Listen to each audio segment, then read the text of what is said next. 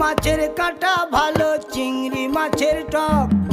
7 টাকাতে কিনবে লোকে গিলবে গবা গপ গিলবে গবা গপ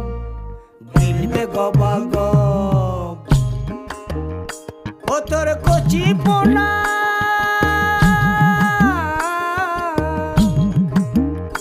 ও তোর কচি পোনা বেছে বেছে হাটে বেচা হবে গো চুনো পুঁঠি আর বেচিস না চুনো পুঁঠি আর বেচিস না